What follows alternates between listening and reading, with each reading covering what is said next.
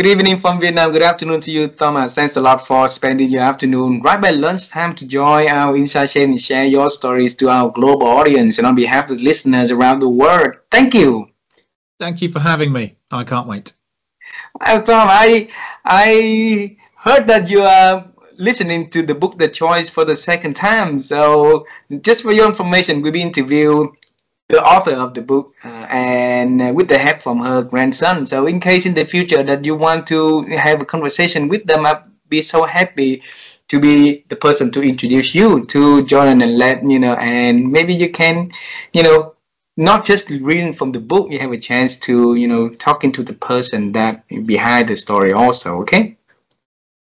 I'm nearly crying. I want to be able to tell the Edith Eger how much she has helped me and how her story is not my story, but I think we can learn a lot from other people's experiences, and that would be an astonishing thing to be able to do, just to say thank you. Wonderful. I will do that. I will send a message to Jordan and we'll take it from there. Okay, let's see how it goes. Wow. Okay. Yeah. So Thomas, you haven't been to my country, and so please note that now you have a new friend, new family, and we have a lot of friends, and and guests coming from your country came to our country, and we make it not just only meeting on the virtual space like this, it becoming like a face-to-face, person-to-person. That would be wonderful. So if you decide to travel here now, put it on your bucket list, okay? Absolutely. I like traveling, but I love food. Yeah. And if you feed me and take me to some different places, and I run a supper club, I run a food club where I cook for strangers. Oh. So I like having new tastes and influences, and I would love to bring some of the Vietnamese influences into my cooking. Yeah, that would be lovely. Wonderful, wonderful. And just for a little taste of our culture, it would be very honored if we can have you to introduce a little bit about who you are, the work you are doing, so our audience will have a little idea about, your background. So Please do that for us. Thank you. I have worked in public relations, and I've worked in large corporates, running their sustainability agenda. So this is actually my third career. And I review workplaces on how they support their people on well-being and mental health. And I do training and I do talks. And sometimes I make films. But I'm all about mental health in the workplace. Mm. And that's a little bit about what I do now. But the story behind it, goes back maybe 15, 20 years, where I experienced a major episode of stress and anxiety and depression all at the same time while working successfully. Mm. And I had no idea what it was. People were supportive of me, or they wanted to be, but they didn't know how to work with me as an employee. So my employer was kind, but there was no structure. There was no understanding of the issues in the workplace. And my family were kind and supportive, but they didn't really know what to do either. My doctor talked about medication, so I tried that and it made me sick.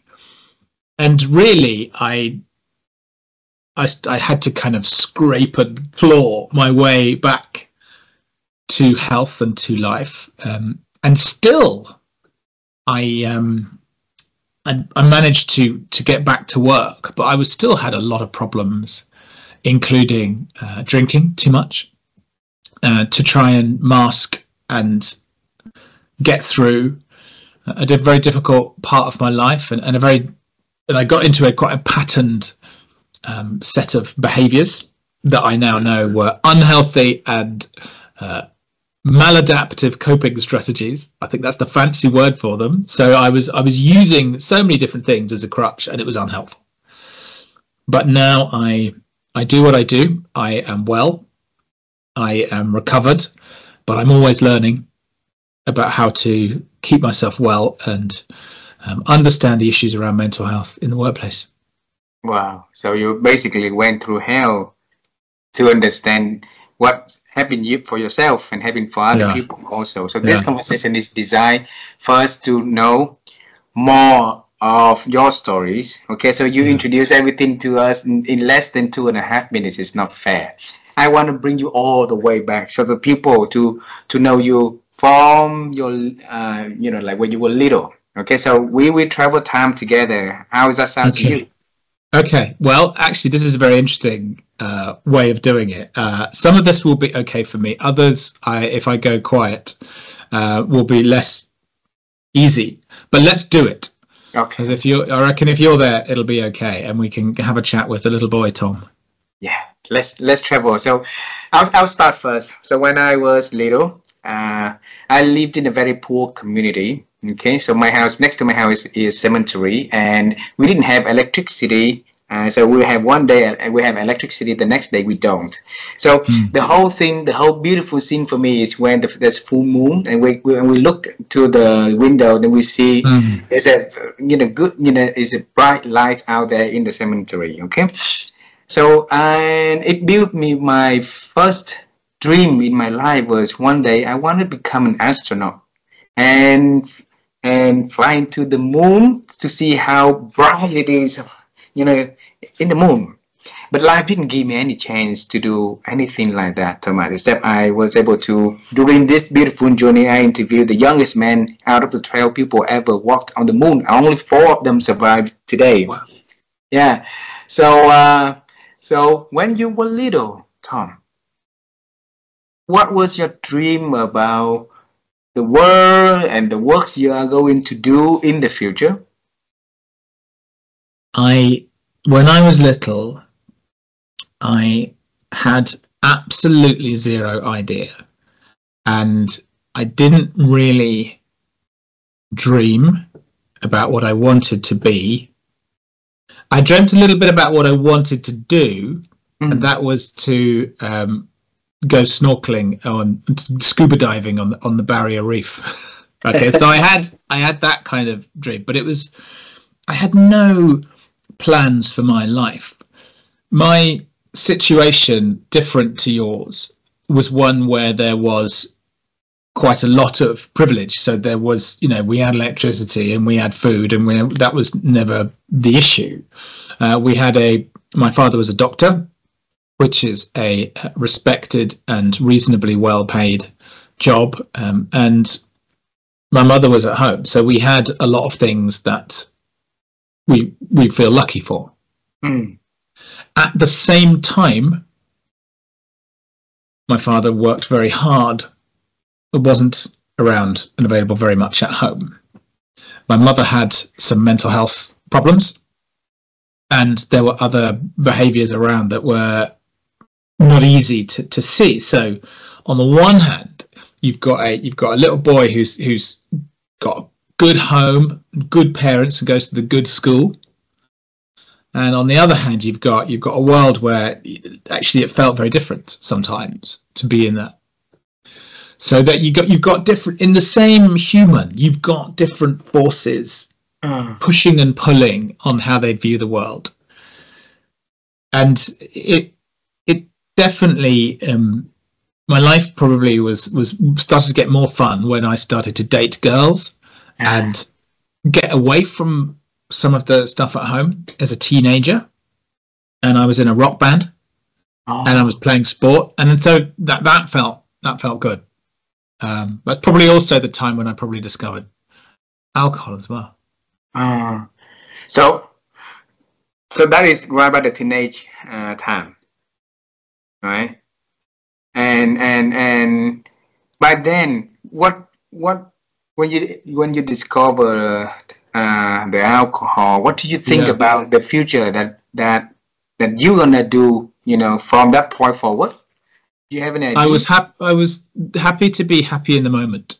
Honestly, I just didn't really plan for the future. I had in my head, I remember this, I haven't thought about this for many years.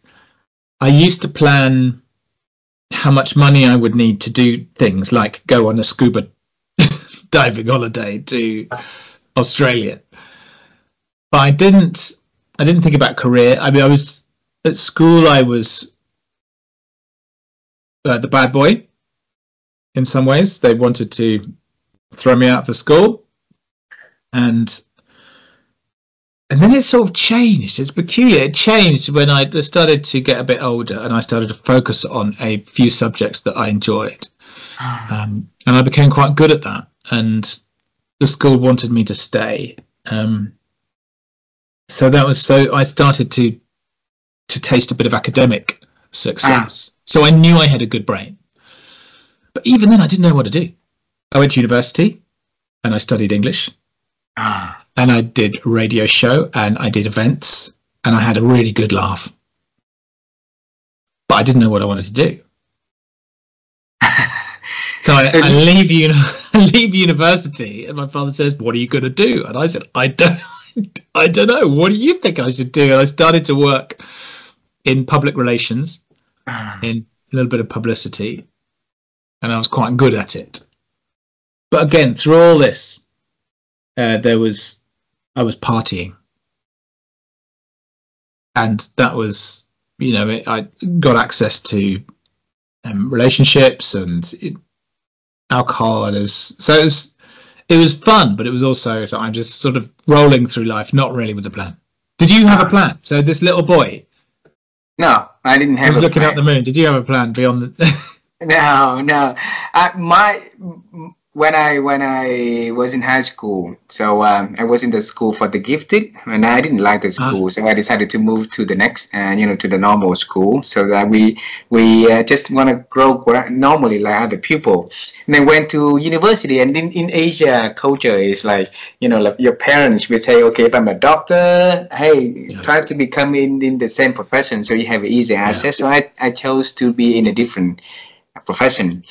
And it didn't work out for me, So I went to America for school, came back, and stayed here for 12 years. So you say that you had a good life, but you didn't know what you want to do in that life. You had a lot of party, and somewhere along the way, you build up a lifestyle that could be bringing some problems for yourself. So tell, is that okay? How okay are you to share those with us?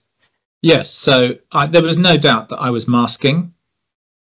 Do you know this word, masking? So yes. I don't think it was conscious. It just became who I was, to be the last one standing at the party, or the first person to go and talk to the girl, or whatever it was. And but I'm not a natural extrovert. Alcohol definitely fueled those kind of behaviors, and it just became a pattern. And then following on from a pattern, you get this. Initially, you get the dopamine, so it feels good. Yeah. And then you get that pattern behavior, and I was certainly attached to that. And at the same time, I could hold a job and work, and so I could function. So my life looked really good, but alongside that, inside that, there was unhappiness as well. So you've got that kind of outside looks good, inside knows it's not right, but can't change my story. Your story relates a lot to a lot of people. Do you know that? And because a lot of us see the person from the outlook in front of us, the person smile, the person is confident, the person is this and that, but inside of that person maybe a different kind of world, a different, different personality inside of that, that what we can see. So and I believe this conversation will be meaning for a lot of people, a lot of us who wants to go through a transformation process to make sure that, we can become in the better version of ourselves. All right. So since when you realize that the problem with, you're not happy with the person from inside versus the person that show up every day? Since when? Well, I think I had a relationship that broke down. It was quite an intoxicating relationship.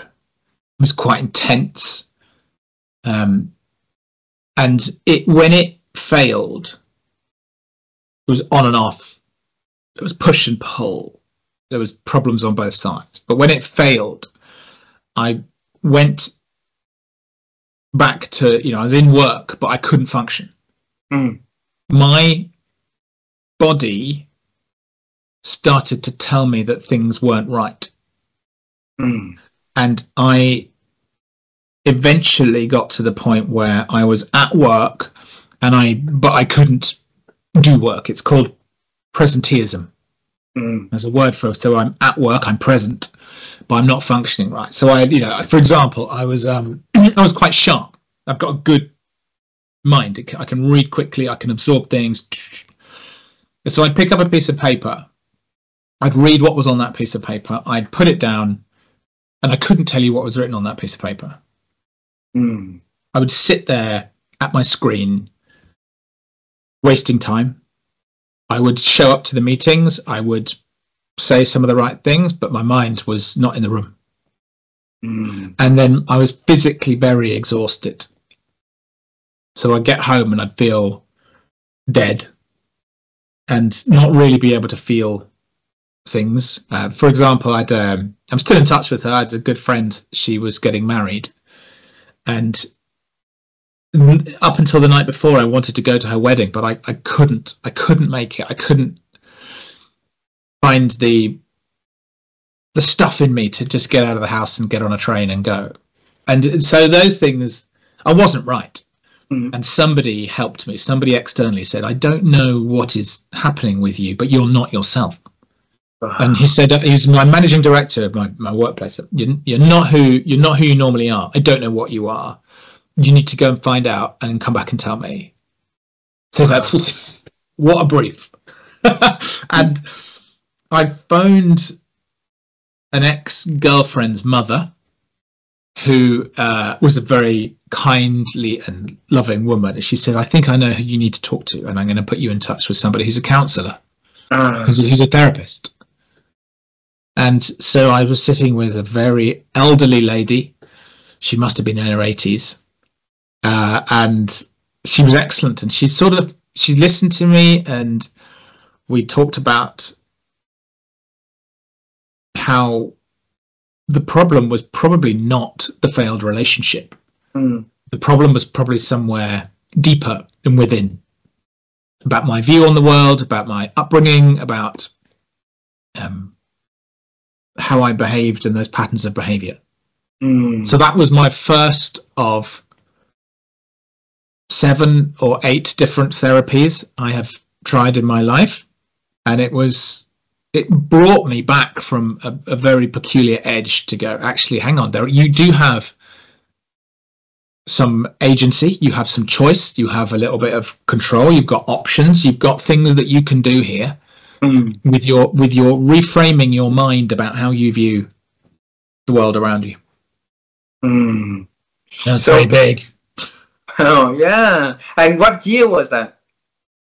Oh, I'm sorry, I can't remember. But I was in my mid-20s, so that was probably 20 years ago. Maybe, 20 years ago. So 2003, 4, maybe.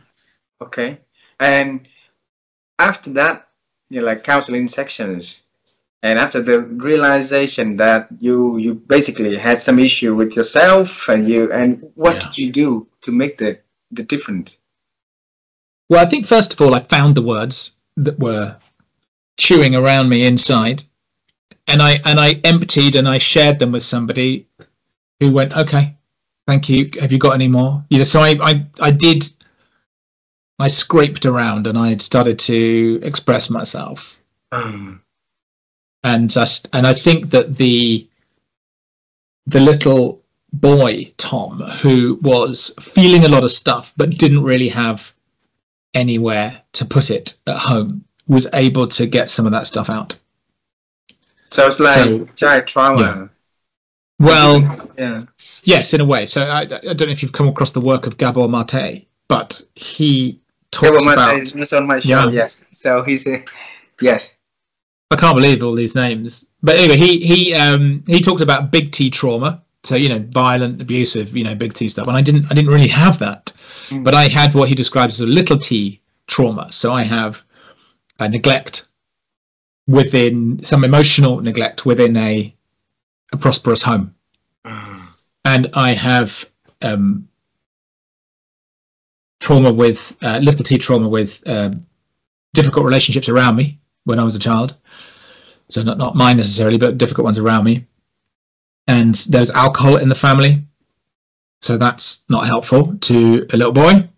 And I have some abandonment type feelings, and I was in an anxious attachment style with my relationships, so I never felt secure in those. So I had enough stuff, and it started to come out. And over the years, I've probably spoken with 7 or 8 different types of therapists at different points, just to try and peel the onion of myself a little bit more. Just try and, I think it's wrong to say you can. This is a job that will ever be complete. I think, you know, you don't just finish this. I'm not a jigsaw puzzle. You're forever peeling and growing layers of the onion. Yeah, totally understand. I'm just curious to bring you back 20 years ago when you have so many people in your life that you could call, you could, you know, rely on for advisory and stuff like that. You decided to call your ex-girlfriend's mother, okay? And we believe that they're also, you know, they're always angels in our lives, right? So she must be one of the angels in your life, and that you rely on to call her. So why did you call her anyway?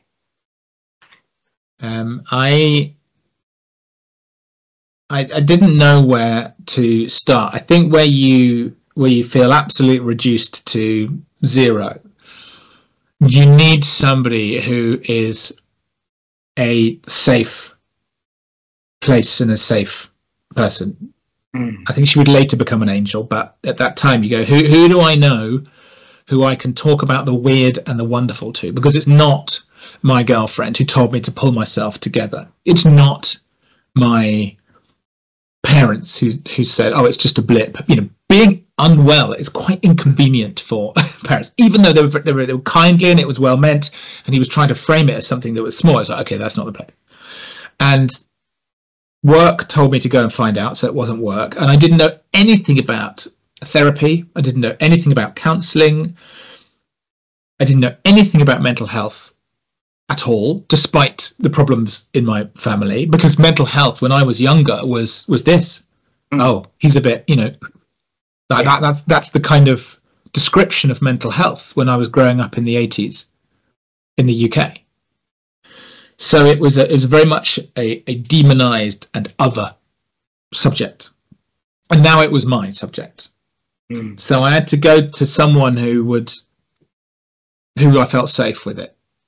And this girlfriend's mother was somebody who, during the relationship with this particular girlfriend, I remember relationships were part of my coping strategy. I had lots of them,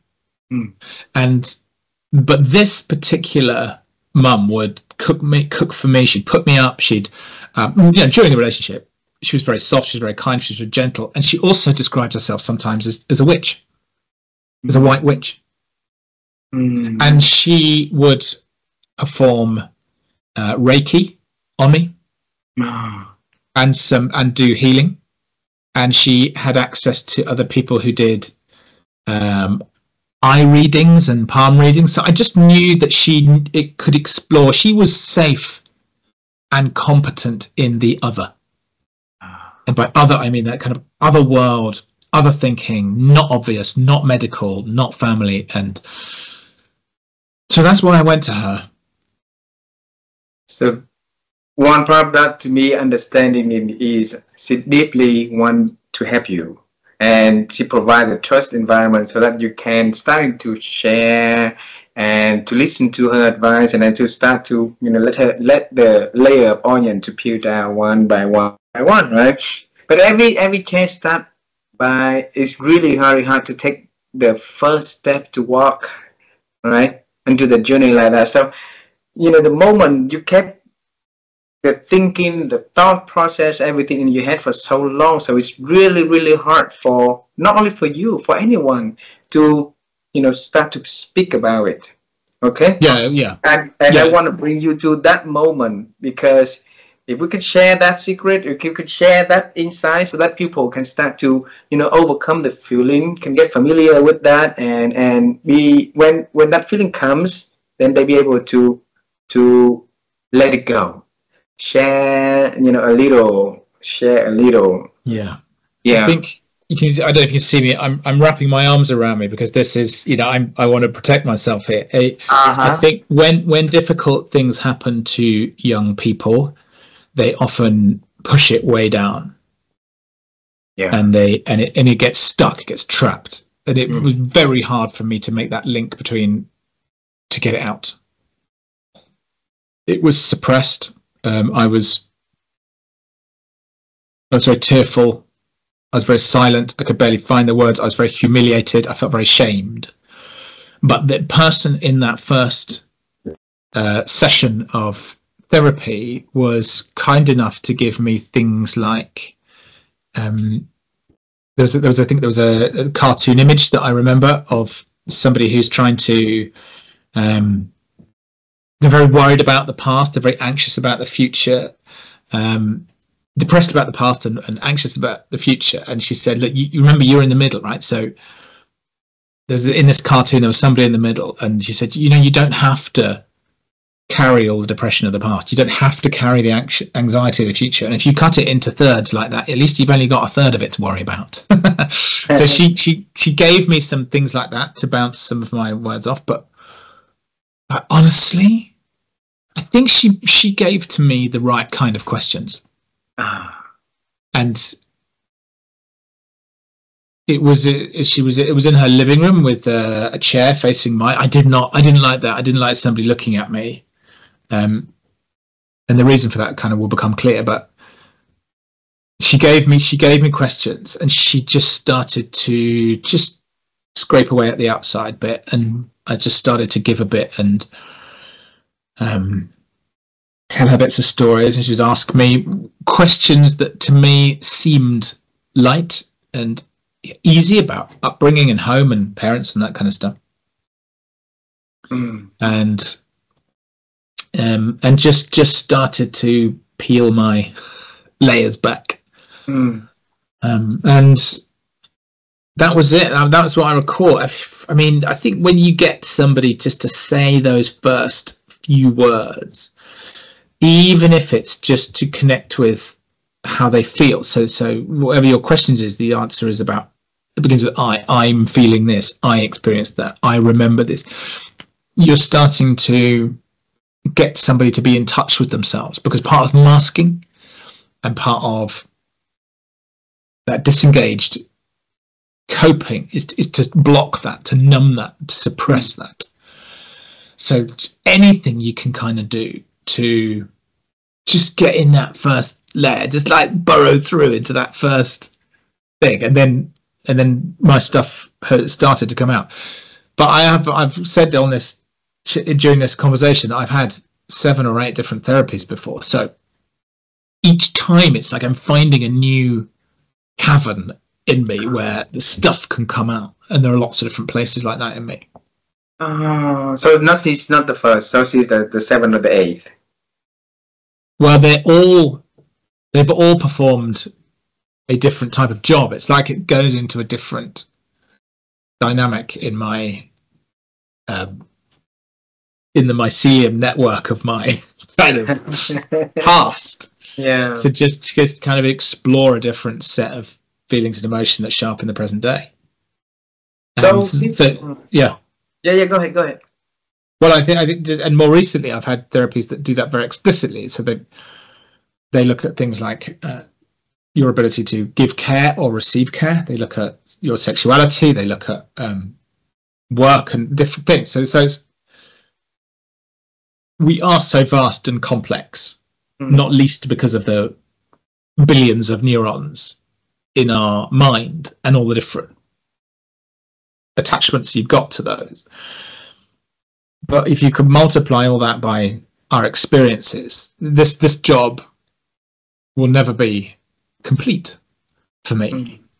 But I'm quite far down the path, and I enjoy being on the path now, whereas before it was scary in itself to go back and do the work, as I think the phrase is now.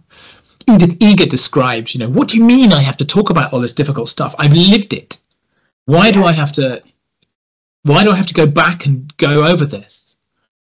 And I found that being able to go back and go over it as an adult helps the feelings that were created in those core memories and those core judgments about the world that were created when I was a boy. So you can go back. Do you know the film Back to the Future? Okay, we're doing Edith Eger and we're doing Michael J. Fox. Brilliant. So you go back to the timeline where things went wrong for you and go, what was happening? What was around? Can the adult Tom go back? And you look at what was going on around that time, and we can reframe it, refigure it, and understand it, and release yourself from it. Yeah. So that's part of what this is about. It's quite a powerful thing to do. You basically ruined my party already, Tom, because normally my last question for this conversation is to have you to travel to see your little Tom, and maybe that's how you're gonna give the advice. But we're gonna revise, okay, improvise for that. When you say it's really hard for us to express our feeling, right? So we easily to help other people to share their feelings, but when it comes to how we feel ourselves, it's really hard for us to say, this is how I feel, this is how I feel, right? So you've been through the process like that. Tell us, why is it hard, really, from your own experience?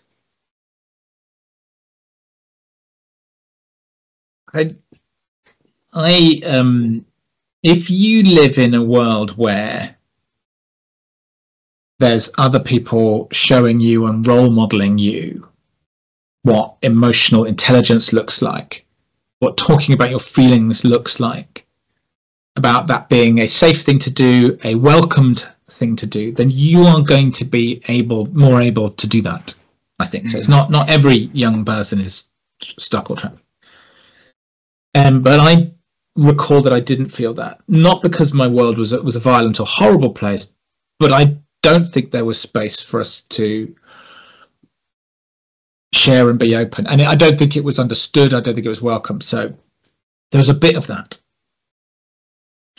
And the other thing is that it didn't fit with the story that helped me cope. So if you recall, I went into I tasted success in work, sport, relations, girls, and partying. And it didn't really fit with that. So part of it was me suppressing it. Of course, it kept coming up from time to time. And one of the other things is that I have a number of traits associated with the autism spectrum. What is that? The autism spectrum. I don't know if you've come across autism. It's a neurodivergence that have you heard of ADHD and autism and Tourette's and dyslexia? They are variations on a so-called normal way of thinking. That's what a neurodivergence is. And I've got some stuff. I don't have clinical or problematic or even very, very challenging symptoms, but they are there. And one of the things that I find harder than other people is to connect with my emotions and feelings. And therefore I have to practice harder than the average person to do that. The other thing that I do is I am often all in my head. So it's all about thoughts, fast thinking. and I'm not really connected to some of the signs and signals that are happening in my body. So it's quite a complex recipe of things that are happening, and it's not chronic, it's not severe. I don't feel disabled by it, but once I realized that I struggle in some social situations, that I struggle with natural empathy and compassion, it helps me rewind, look at life events, understand how I can improve. Because the other thing that my neurodivergence gives me is an appetite for data and an appetite for problem solving. So I go, okay, great. Now I know that. What am I going to do with it? How can I solve this? Give me more information. So I can work with this in a positive way. And that's why in my work these days, I think that empathy and understanding this kind of thing is some people have got it beautifully and innately and naturally. It comes from them. Other people have to do that work and learn the process. But it's accessible for us all. And when I work with organizations, I like to say things like anybody or any organization can support any employee on mental health. And I really believe that. Doesn't mean that we have to be the nice person about this all the time. But it does mean that we can look at ourselves, understand ourselves, and then when we feel that sort of understanding and that congruence, so I know who I am and I know what I'm not, and I'm aware of my difficult stuff and I'm aware of my positive stuff, then I think that gives us a lot of opportunity to be there for others. Tom, you say something that's really, really important in here is be there for others, okay? Yeah.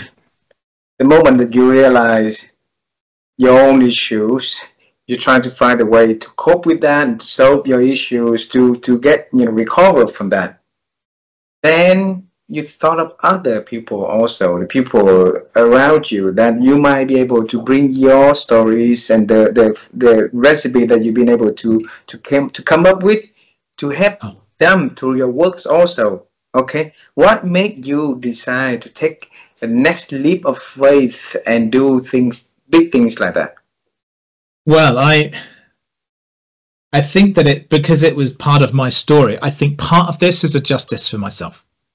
I'm trying to right a wrong or injustice for what my core beliefs feel happened to me. Now, whether or not that's true, whether or not it doesn't matter anymore. I think that I'm determined because I don't like it when people are on their own and vulnerable, and no one is there for them. Now, I want to be clear though. I'm not a therapist. I don't do therapy. I don't do counselling. I'm not clinical. I'm not medical. I help organisations do that for their people. So I help them support the people on mental health and get that person to the right kind of professional support, therapy, counselling, psychotherapy. And that's what I can give on this subject. And I find,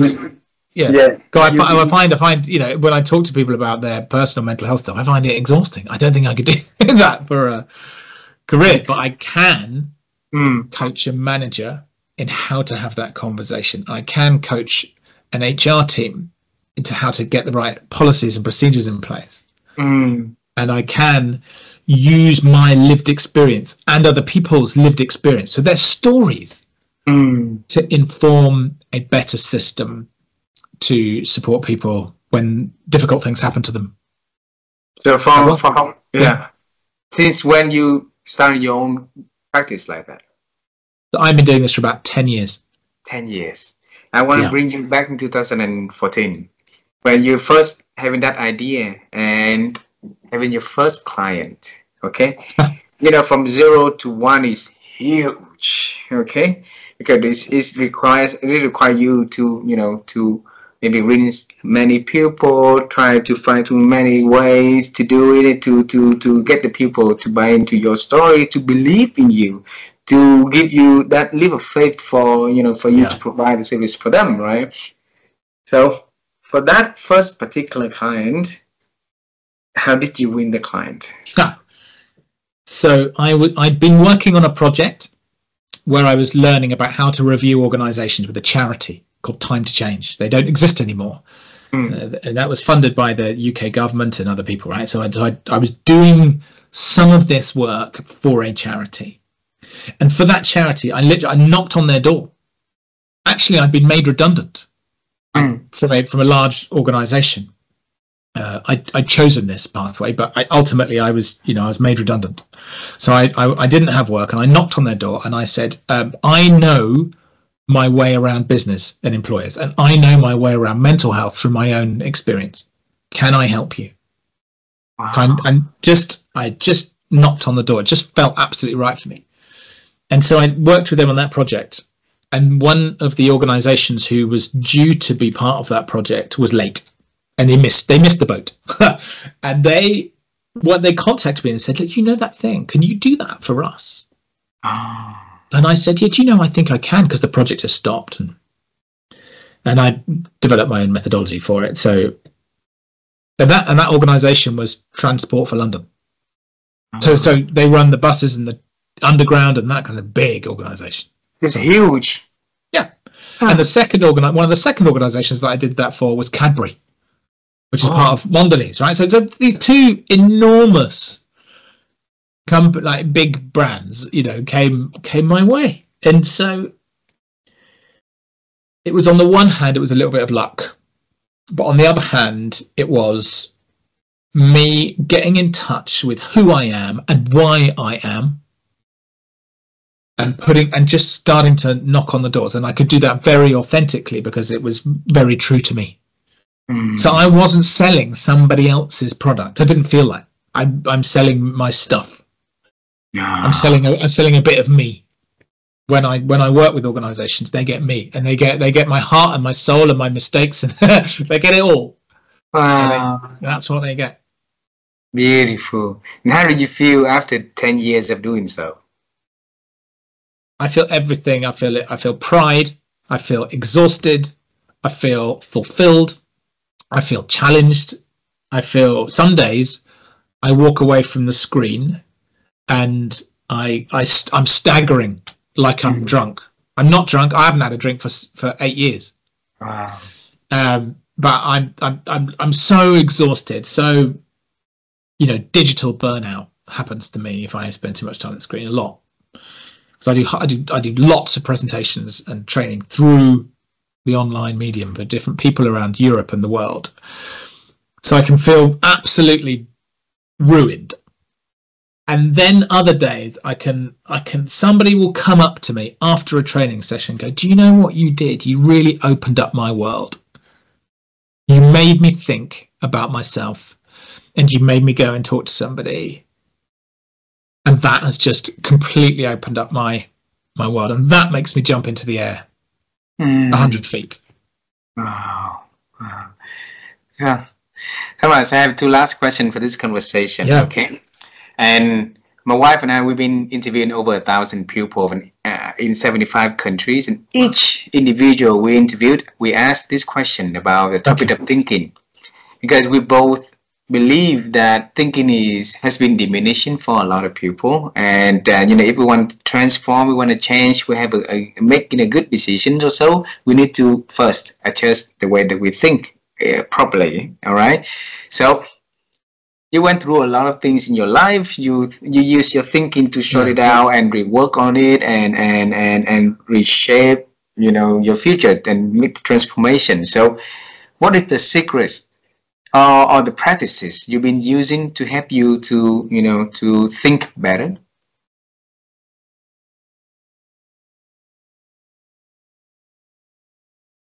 I think the brain thinks best when it's not in stress.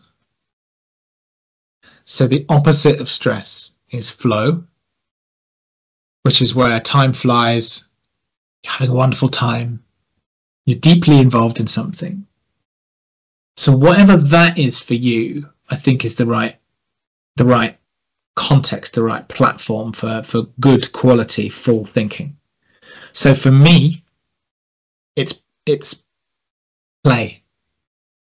It's It's on a bodyboard, in the waves, on a beach, by a campsite. And it's just feeling those feels. It's being with my kid, messing around. It's cooking for strangers at my supper club. It's it's losing myself. That is very energizing and recharging for me. And after periods like that, I'll be able to think. And stuff comes very quickly for me, almost instantaneously. Wow. But I need that period of not think, unthink. Yes. And when I come out of it, I'm ready to create and solve. So it means that unload our thinking so that we can focus on things that make us happy. And then we come back, then we can think better, clearer, and Definitely. Thank you very much for sharing that. Okay. Value that time. So value that time. I think it's really important. I used to have a calendar, and the only things I put in that work calendar was when I had a client chargeable day, a little green sticker. And I was not valuing my time away from that. And now I have a sticker that I put on there. And I use an online calendar now, but I put it in there and I value it because I know that after I've done it, I'll be able to think and problem solve and do my do. Wow. Thomas, your ex-girlfriend mother, what's her name? The white wig, yeah. You can have to edit this one because it's not. I don't know if it'd be fair on her to do it, but Jackie. Jackie, alrighty. Her name is Jackie, and Jackie W. And yeah, I know. Do you know what? I owe her a thanks, don't I? I think I owe her get in touch with her. Okay. Now she knows, okay? If you travel to that time and you have a chance to instead of calling her, you be there with her, all right? When the other Tom was on the phone with her, now you sit next to her and you tell her about who you are now, to her story. What would you tell her about the journey now to her? I think I'd tell her I was well. I think I would tell her how this stuff works, and that maybe she does have a little bit of magic in her to support and help other people. And she would probably brush it off, but I would make sure she knew. Wow, thank you very much Tom. Thanks a lot for spending your time joining the show. I clearly see there is some uncomfortable along the way, and the more that we talk, the more that you let the layer off and share more to these conversations.